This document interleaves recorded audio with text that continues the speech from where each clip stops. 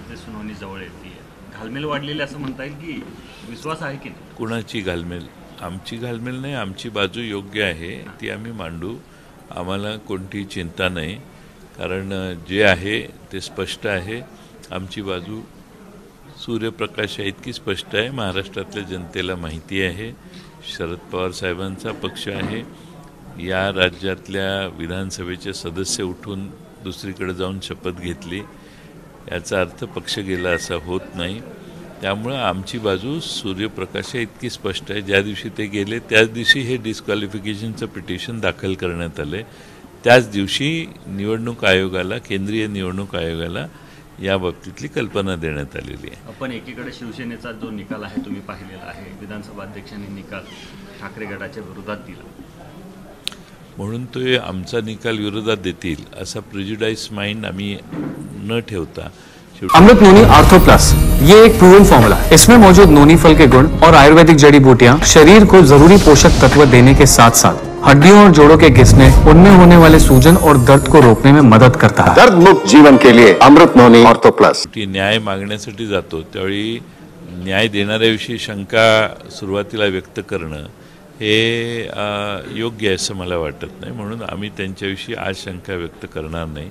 अपेक्षा ही आहे की आमची न्याय बाजू आहे, त्यांनी योग्य तो न्याय केला पाहिजे. पण मित्रपक्षाच्या बाबतीत अन्यायाची भूमिका झाली अशा प्रकारचं मत व्यक्त केलं जाते शिवसेनेच्या बाबतीत. त्यावर प्रतिक्रिया देऊन झालेली आहे, ती एक स्टेज होऊन गेलेली आहे. त्यावर आमच्या प्रतिक्रिया तुम्ही बघा काय केल्या. त्यावेळी मी हे म्हटलं की आम्हालाही पुढं त्यांच्या जायचं आहे, त्यामुळे त्यावर आम्ही भाष्य करणार नाही.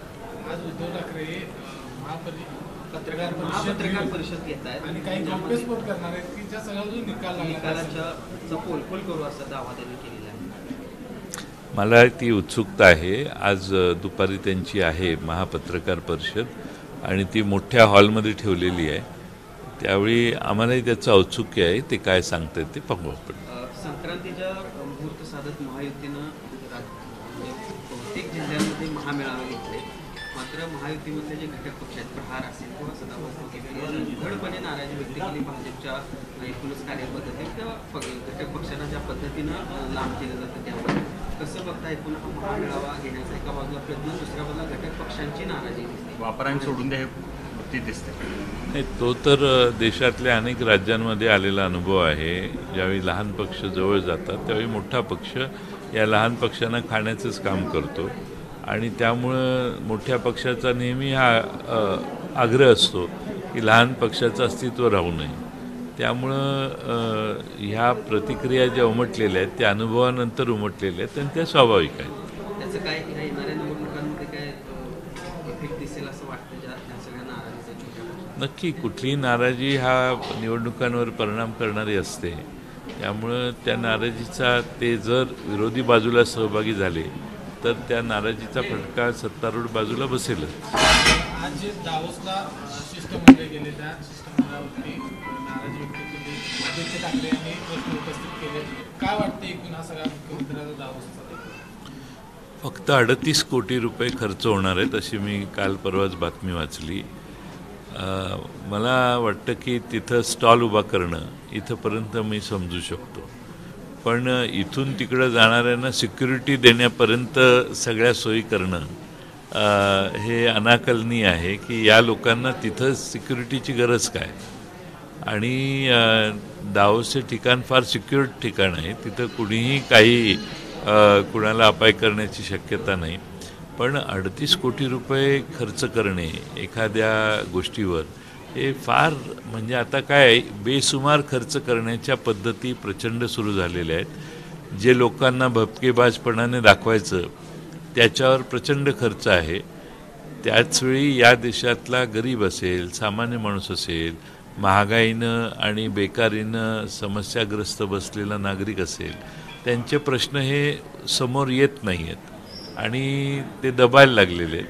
त्याचा परिणाम अशा व्यवस्थेमध्ये जो लहानात लहान समाजातला घटक आहे तो चिरडला जातो आणि त्याच्या आक्रोशाकडे दुर्लक्ष सहजगत्या होतं आणि हेच आता सध्या चाललं आहे.